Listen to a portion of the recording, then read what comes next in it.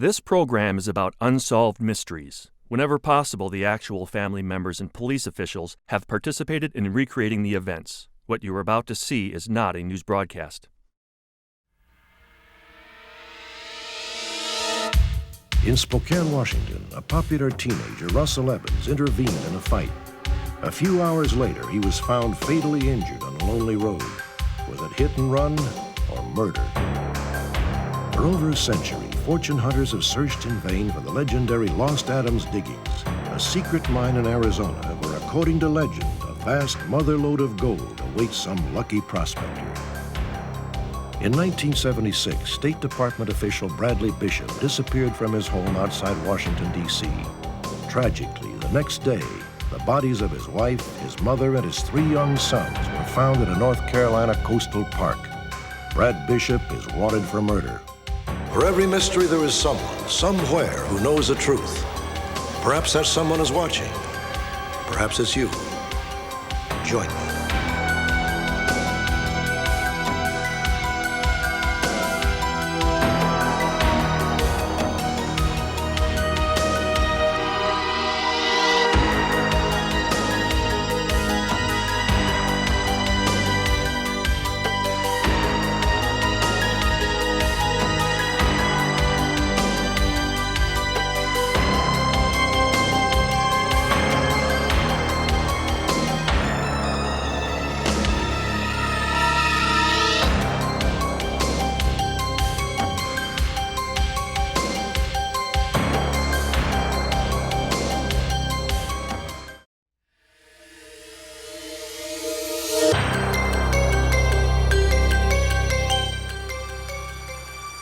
Spokane, Washington, June 4th, 1989, 1:05 a.m.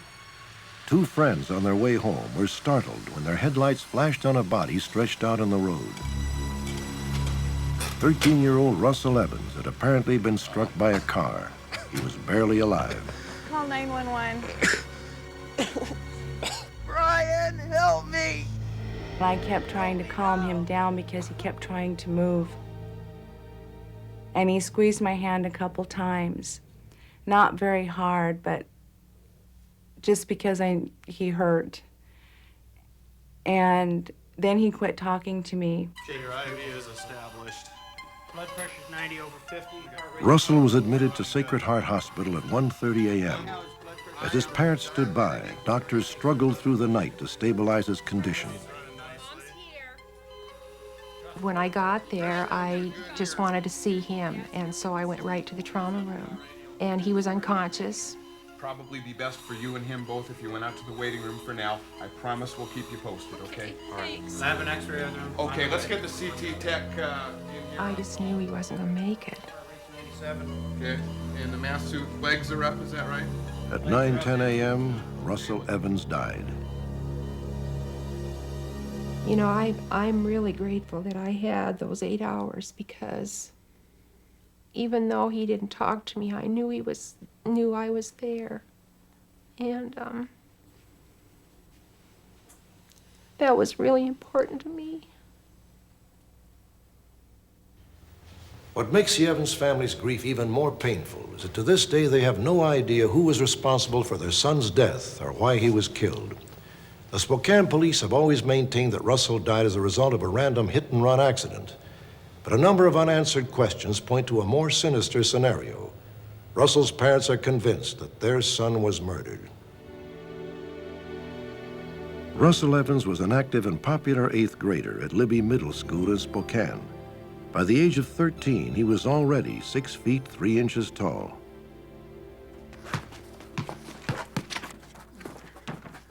Russell excelled at basketball and played pickup games every day after school with his friends. He dreamed of one day becoming a pro. We did everything together. He was at my house every day, and he was very well liked. Had a good sense of humor. And he got along with pretty much everybody, he had no problems. Rusty had already made plans to go to UCLA, and he wanted to be an electronical engineer, play pro ball. And I mean, he had it all mapped out. He had it all put together, which amazed me. June 3rd, 1989.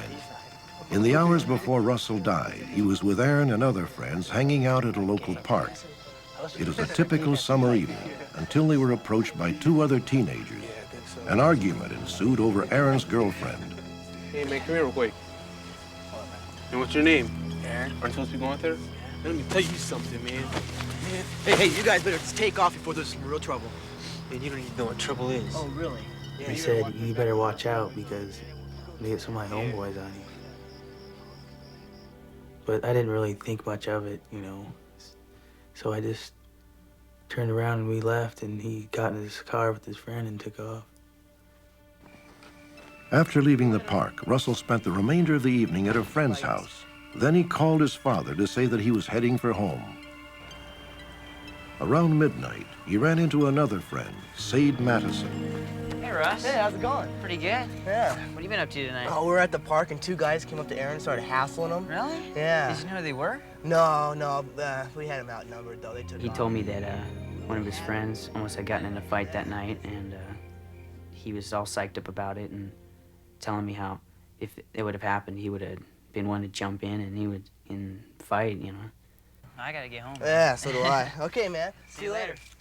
I say my goodbyes, and he head off down the street, jogging. And that's the last time I saw him. It was now approximately 12:30 a.m. Based on evidence found at the scene, the police constructed their version of what happened.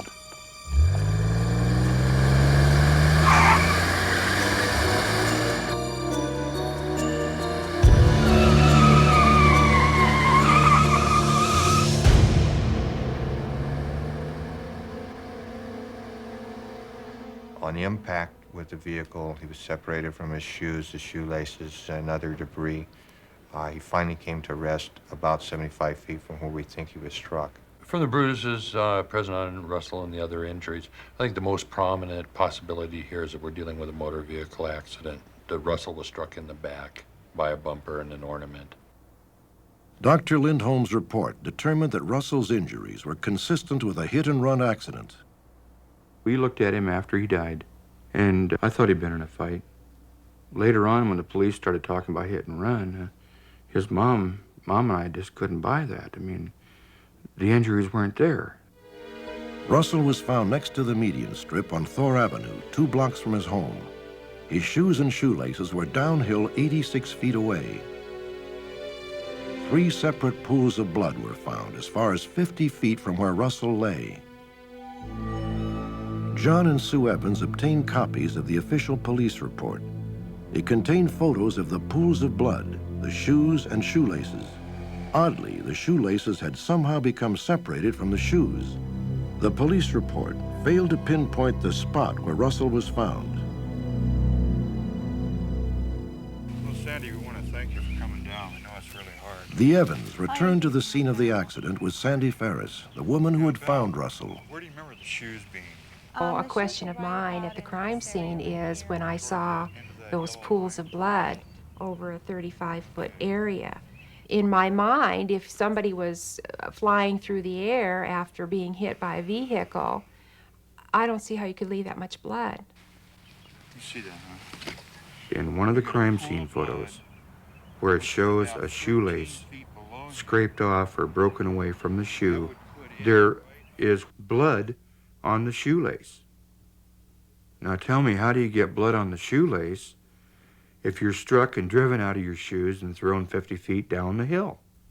He was about right up there. The Evans became convinced that Russell had been struck by something other than a motor vehicle. They brought in a second pathologist who agreed with the initial ruling, but concluded that Russell had been in a fight before he was killed.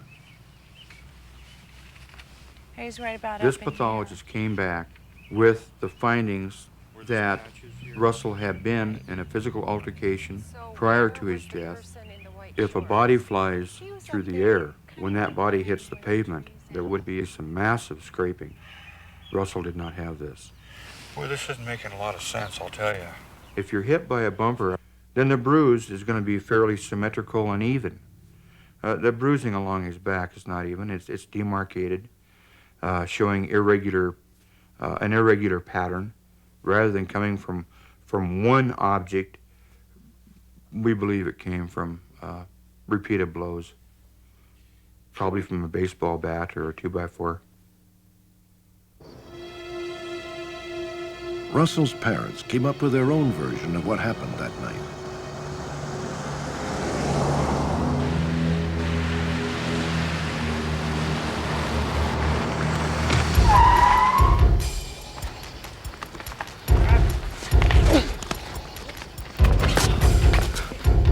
I think it was a fight going back up the hill. According to his hands, he got his licks in. He had finger marks on his face, finger bruises, I should say, on his face and the side of the nose, finger bruising on his upper arms as though he were being held. The people that were allegedly involved in the argument with this friend of Russ's were polygraphed because other people were making allegations about them. And they volunteered to take the polygraph because of these rumors that were started by other kids. And they came in, took the polygraph, we interviewed them. They passed the polygraph with flying colors. John and Sue Evans are convinced that finding an eyewitness will determine what really happened that night. At the crime scene, Sandy Ferris believes that Russell himself provided an important clue. Russ, can you tell me When what I happened? first got there, first thing I asked him was what happened, and he started calling for Brian. Brian, help me out! Help me! He said it more like a person was in listening distance, that his friend should have been there. Like he thought his friend was close by. After the police had gotten there and they'd started to put Russell in the ambulance, we saw a boy in white shorts up in the bushes, and he was running up the hill. And I tried to tell the policeman this a couple of times, and he kept telling me to get on the sidewalk. I thought maybe that probably could have been the boy that he was calling for, Brian. One of Russell's friends was named Brian. And I asked Brian what he was wearing that night, and he said, well, I was wearing white shorts and white t-shirt, but I was nowhere around. Then later down the line, when the police questioned him, he denied owning that kind of outfit. We've asked for and talked with everyone that we could possibly think of, and our assumption is it was just somebody that was curious, that heard the commotion, that heard the sirens, so went out to take a look. When Sue Evans arrived at the hospital, the name Brian surfaced again. How do you want to handle any calls that might be coming in? Well, I don't want any information given out about him. Now, someone by the name of Brian's already called concerning his condition. That's odd. Who would have known about this? Sure. Unless somebody named Brian was at that scene that he was calling for. There may be one or two that know more than they're telling. And the reason they're probably not telling is that they are afraid for their lives. It's very hard for me to believe that anyone would want to kill my son. I believe in my mind that it was a fight that got out of hand. However, my child is dead. And I think that some justice should happen.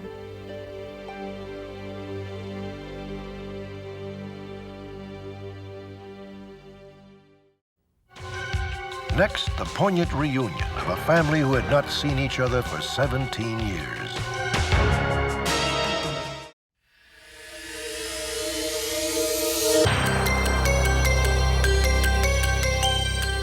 In the past year, Unsolved Mysteries has helped to reunite 9 people with missing relatives or lost loved ones. Tonight, we are pleased to add Leanne Robinson's name to this growing list of happy endings. How about soup for In that? 1972, at the age of 13, Leanne lived in Carson, California with her 3-year-old half-sister Tammi and 5-year-old half-brother Jim. That year, their mother Doris lost her battle with cancer, and at her request, the 3 children moved in with their neighbor Ellen Morrill. With 6 children in a 2-bedroom house, life at Ellen's home was hectic, but the children were happy. Nevertheless, a social worker assigned to the case decided that Ellen could not provide an adequate home for Leanne, Jim, and Tammy. The social worker felt that Leanne would be better off living with her father in Texas and that Jim and Tammy should be put up for adoption. I remember feeling immediately that I was gonna, run away, or I was gonna take Tammy and Jimmy. There was just no way I was gonna have us be separated. Go away for a while, okay? I remember wanting to fight, but I thought if I just be good and do what everybody tells me to do, then I'll be able to, reunite with them.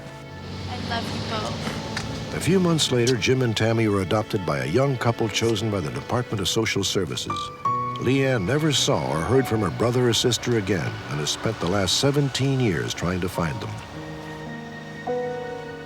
I can't see any reason in this world why we should be separated, why we shouldn't be together. They are my brother and sister. And I'm gonna keep searching until I find them. Just minutes after her story aired, Leanne Robinson's search came to an end when she received a call at our telecenter from her 22-year-old sister, Tammy. Tammy, who lives in Maine and has 2 children of her own, immediately put Leanne in contact with her brother, Jim, an Army sergeant stationed near Monterey, California. On December 10th, just 4 days after our show aired, Jim and Tammy arrived at Leanne's home in Los Angeles, California, and met their older sister for the first time in more than 17 years.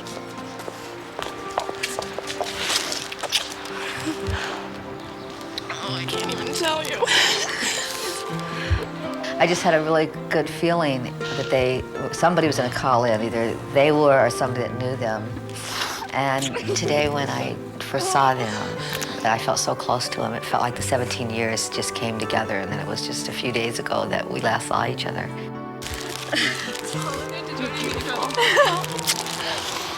For Tammy, the biggest surprise came when she phoned our telecenter and discovered that Leanne was there, waiting for the call. A lady came to the phone and she says, hello. And I said, hello. I said, who's this? And she goes, this is Leanne. And I was too excited to cry. I was just too excited to do anything. I said, oh my God, Leanne. I said, this is Tammy. And I don't even remember what we said. The first thing I think I remember her saying was that she loved me. This is the happiest time of my life. And I just feel like we're so young. They're 22 and 23, I'm 32. We have a whole life ahead of us, and we're all healthy, and we're very fortunate that we could find each other.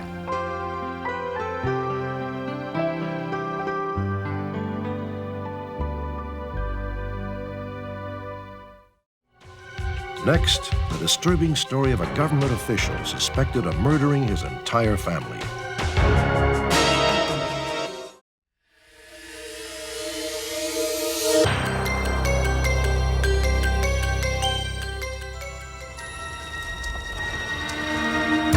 March 2nd, 1976, Columbia, North Carolina. A state park ranger responded to an urgent report of a brush fire in a remote wooded area.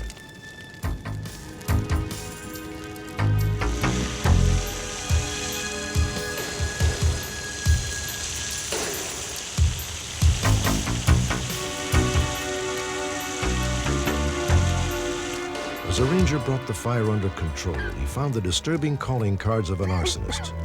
An empty gas can and a shovel. When the smoke cleared, the ranger was shocked to discover evidence of murder as well.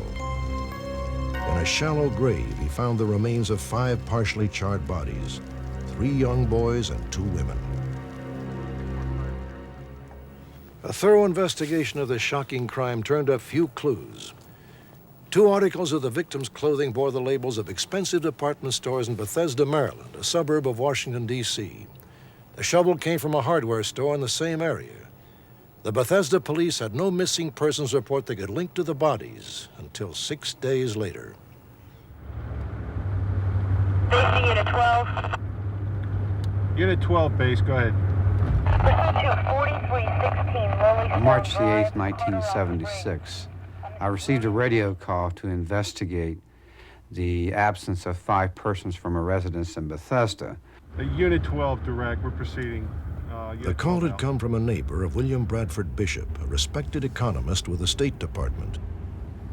There was a common driveway to the neighbor's home and to the Bishop home, and I met the neighbor there to investigate the whereabouts of the family. Mrs. Williams? Yeah. Hi. I'm Joe Sargent. Hi. Thanks for coming. You called in a missing person report? Yeah, the Bishops. I haven't seen them for at least a week, and I'm getting very worried. Is there anything unusual that why you wouldn't see them for a certain length of time? Well, it's not unusual for them to go out of town, but what's unusual is usually when they go out of town, they let me know that they're going out of town because I pick up their newspapers for them and I water their plants. This time, nothing. I haven't heard anything. You said you had the keys? Yes, I sure do. May I have them, please? Yes. Okay, I don't see any reason why I can't go in and look around and make sure everything is okay. Yeah, I'd appreciate it. Why don't if you just did. wait right here? Okay, thank you. It was rather routine to do an investigation like this. It's not unusual. And I wasn't overly concerned about it until I reached the front step of the home and I noticed there were blood droplets on the front step.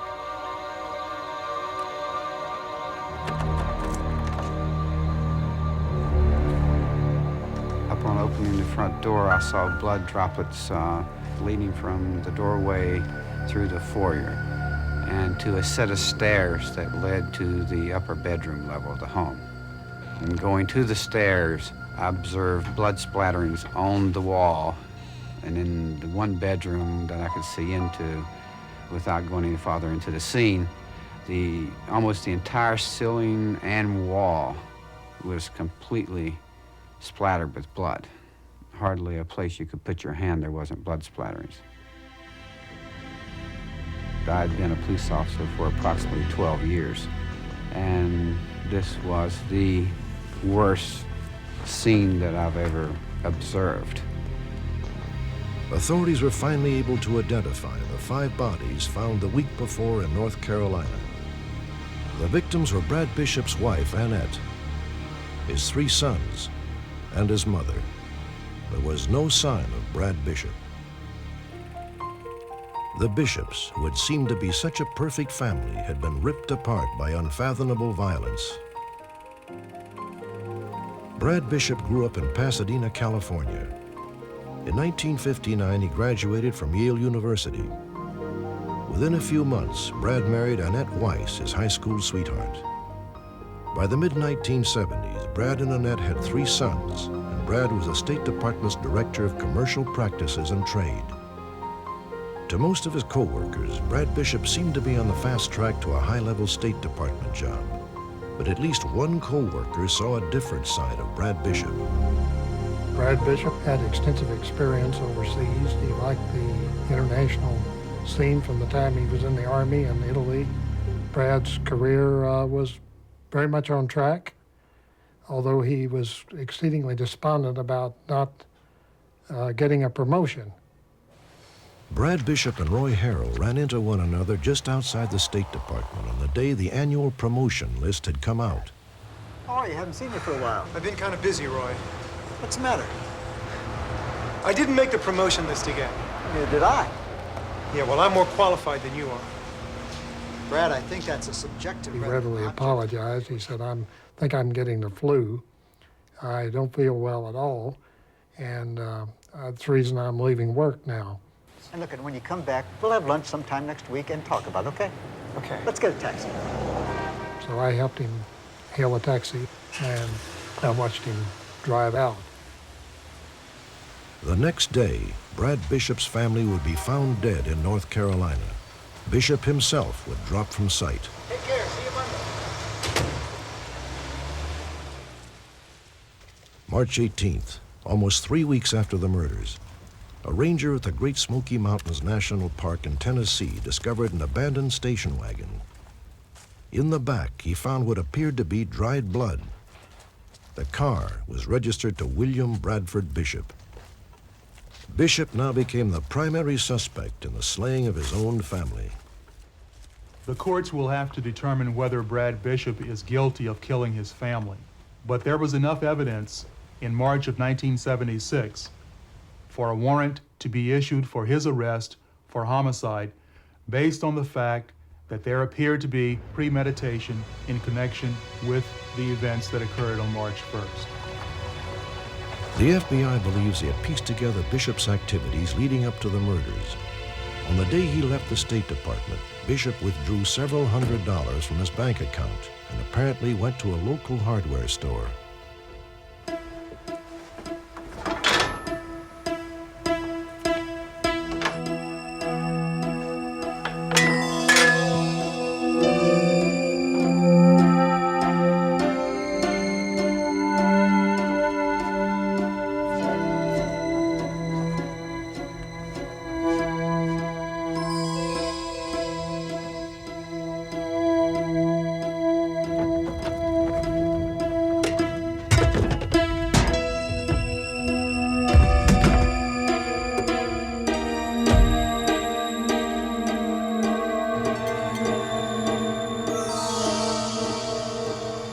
Bradford Bishop went to a gas station in Bethesda where he purchased the can full of gas. And as far as we know, after that he returned to his home, probably around 7:30 to 8 o'clock at night after the children were put to bed.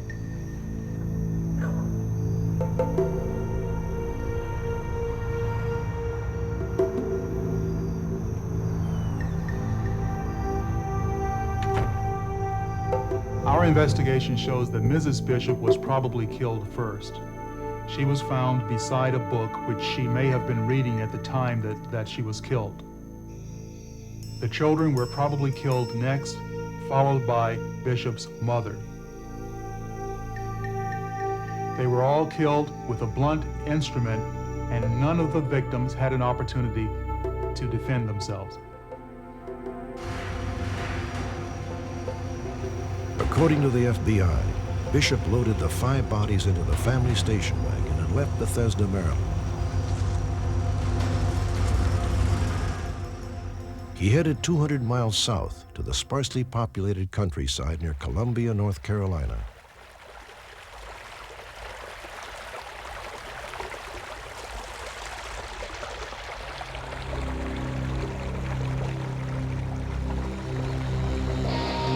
My belief, murder being a crime of passion, that many, many people are capable of the same thing. It's just sometimes certain people just flip out faster and do these things.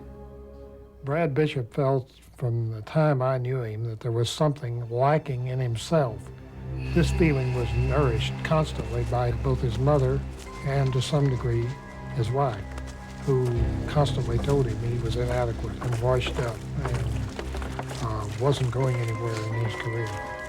And I think that he conceived in his mind this was a way to, as he's often said many times about other people, this would be a way of putting them in their place.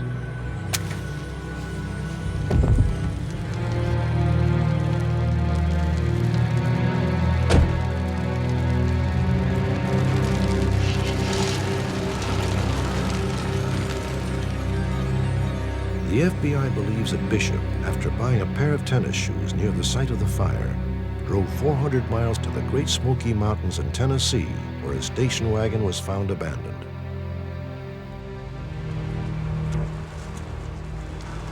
Bishop had the advantage. The bodies were discovered on the 2nd. The car was discovered on the 18th. So Bishop had plenty of time in order to escape. There was no indication of any suicide. There was no indication of any accident. And we have every reason to believe that he, in fact, disappeared from the Great Smoky Mountains National Park after the car was abandoned there. Brad Bishop successfully covered his tracks and was not seen for 2 years. In 1978, 5,000 miles away on a different continent, a nearly unbelievable chance encounter took place. Roy Harrell, the last man to see Bishop before the murders, came face to face with him again in Sorrento, Italy. I had gone to the Piazza Tasso Square in Sorrento to board a bus bound for Rome. I decided to go to the men's room before starting that journey, and I was washing my hands, and this bearded disheveled-looking man came in. In my mind's eye, I took the beard and the scrubby clothes off of him, and I saw the Brad Bishop I had seen coming out of the State Department. You're Brad Bishop, aren't you? Brad, why don't you get on the bus with me and come back to Rome? Oh my God. No!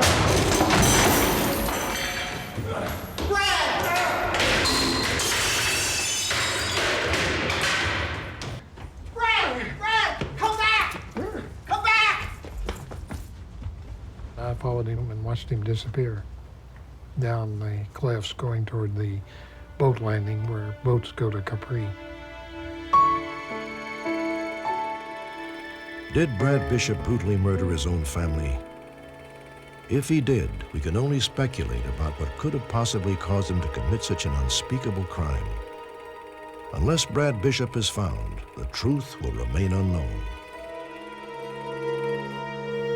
William Bradford Bishop is 6 feet 1 inch tall, with brown hair, brown eyes, and a medium build. He is fluent in French, Italian, and Serbo-Croatian, and holds a diplomatic passport. At the time of the murders, he was 40 years old. The FBI has created this computer-aged photograph to reflect how Bishop might look today at 54.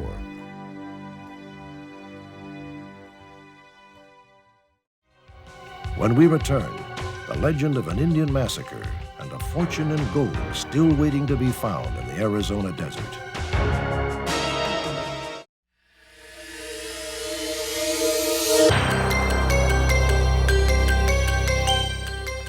There's an old saying among fortune hunters. As long as a man believes there's a treasure to be found, he'll be spurred on by the belief that he'll be the one to find it. It seems that people have been forever obsessed with the prospect of uncovering legendary buried treasure. This never-ending quest to strike it rich has fueled a million dreams, each with a common goal of instant wealth. The Arizona Territory, September 1864.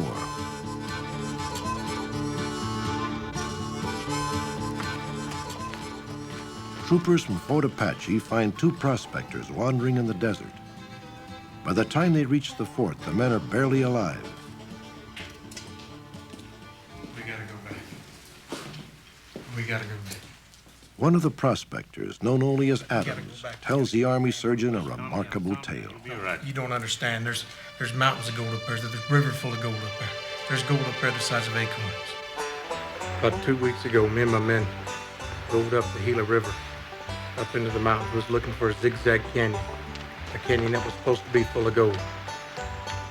Adams and his band of 20 miners were led by a Mexican guide nicknamed Gotcha. Gotcha, where's that canyon at?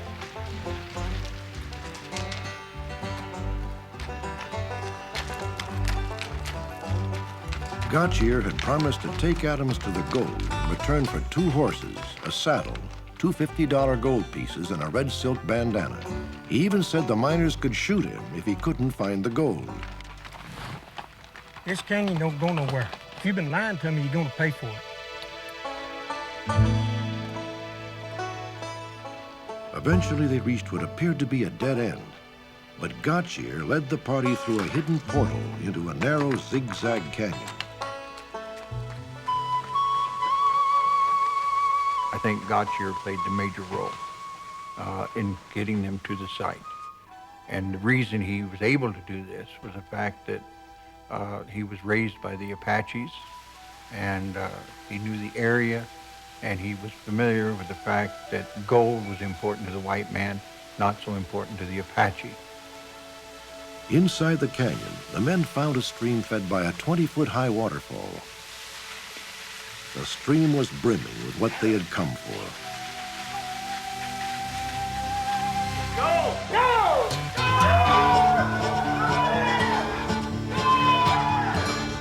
There was a waterfall there, and there was sufficient water. But the amazing thing, and according to a story again, the gold was visible right on the ground. Realizing that gold is heavy, that it settles down, you'd have to think, well, how much gold was there? If there was still gold visibly on the ground, that means every flash flood that brought water over that waterfall has brought more gold from above. Adams and his men agreed to pool the fortune and share it equally. They set up camp and the prospecting commenced. Several days later, unexpected visitors arrived. local Apache chieftain named Nana and 20 of his warriors. Adams, we got company. The Apache, there were several things that were sacred to them. One thing, mountains, all mountains. The Zigzag Canyon probably, undoubtedly, was sacred maybe in some way because it was part of the mountain. Teote, Mata, Mate, Nana.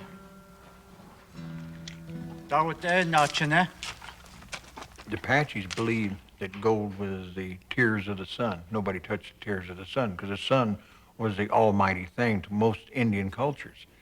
I mean, it's the source of all life. Hand me that rifle. A gift. They met with Chief Nana, and Nana had set down these rules that they do not go above the waterfall for whatever reason, probably because he knew there was more gold up there, and he knew it would attract more white men to the area. He hoped they would fill their pokes and leave and not come back. Adams struck a deal with Chief Nana. Any miner found above the waterfalls would die at the hands of the Indians. But one morning, a miner chasing a stray horse ventured above the falls. Look what I found, Adam. He came across a gold nugget the size of a hen egg. Ain't that the biggest nugget you ever seen? Oh, it sure is. Where'd you get this at, son? Up yonder.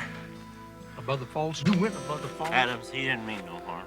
My horse got away, Adam. I don't care. I promised the chief we wouldn't go up there.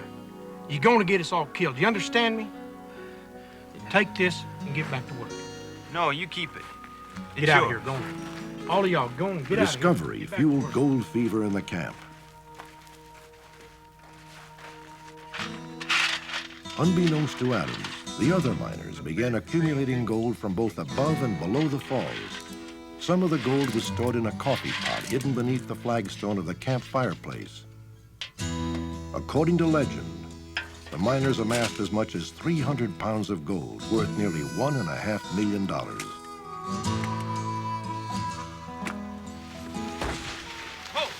One morning, Adams and his partner Davidson were a mile out of camp when they heard the sound of dwindling gunfire. Chief Nana had been true to his word.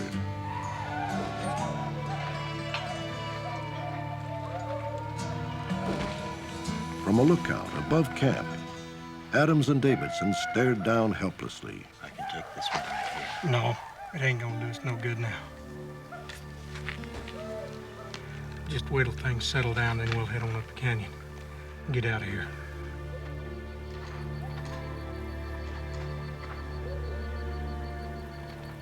We waited till the sun went down, and we snuck up the canyon. You don't believe any of this, do you? We're about to go. Look at this. Well, Adams, like many prospectors, spent the rest of his life searching for that Zigzag Canyon and never could find it. I think that once a person sees that much gold in a place, like Adams had, he couldn't give up that dream. There's no way. He knew it was there. He had to continue to search for it till he found it. Adams never did find his motherlode. Years later, he died drunk and penniless, and the story of the lost gold grew into legend. In the 1920s, a railroad man named John Mitchell began an extensive search for the treasure. His writings are the basis for today's ongoing quest for the lost Adams diggings. Ron Feldman is a camping guide who has studied Mitchell's accounts for years. I've always been hooked on the lost Adams, and it was John Mitchell's story that intrigued me. And I kind of reread that several times, and if you pay attention to what John Mitchell says, he tells you basically where the lost Adams diggings is. By comparing Mitchell's references with modern-day maps, Feldman discovered that many rivers and landmarks had gone under different names in previous years. He determined that Adams Canyon lay on Eagle Creek near the tiny town of Clifton, Arizona, 200 miles north of Tucson. In January of 1990, Ron Feldman and geologist Mick McPherson journeyed to Eagle Creek hoping to find the lost Adams fortune.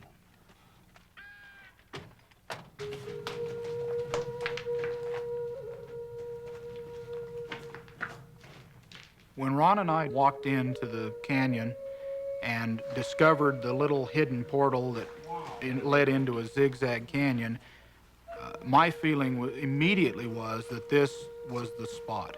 This is where Adams had been. This fits the stories that I've read. It has the right appearance, and it is an appropriate place where gold could have been concentrated in great quantities as a placer deposit. Everything about the canyon seemed to fit Adams' descriptions. That's got to be the waterfall. It's got to be it. Feldman and McPherson even found a trickle along the canyon wall where a waterfall had once flowed. If you put more water into the system, as there was when Adams was there, you would have a beautiful cascading waterfall into an open pool at the base of the fall. It's very hard to explain the feeling that rushed through me. It was very exciting. And of course, we both knew the legend of the coffee pot full of gold buried in the floor of the cabin. We soon discovered the ruins of a cabin, started digging in the floor. We found some relics, but no pot full of gold. Look at that. Pan, huh? Old gold pan. I haven't Somebody seen was one panning that gold. old for a long time. I wonder if there's anything else here. I don't know. Feldman and McPherson also found the tools needed for making horseshoes and a section of railroad track. In the early days, John D. Mitchell, the author, was actually a railroad man. He worked on the railroads, and we thought of Mitchell when we found those items. We thought of Mitchell when we didn't find the pot of gold. Could John Mitchell have found the coffee pot of gold and perhaps written his history of the legend in a way to mislead others? Ron Feldman and Mick McPherson are convinced they have unlocked the secret of the treasure's location, and the mother lode of gold is still waiting to be found. However, other fortune hunters feel that Feldman and McPherson are wrong, and the lost Adams diggings may actually be in another part of the state.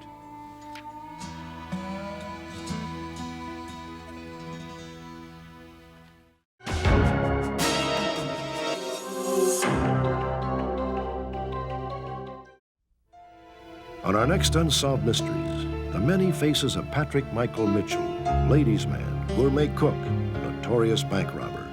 His ingenious and daring heists have netted close to $3 million and earned him a prominent place on the FBI's 10 most wanted list.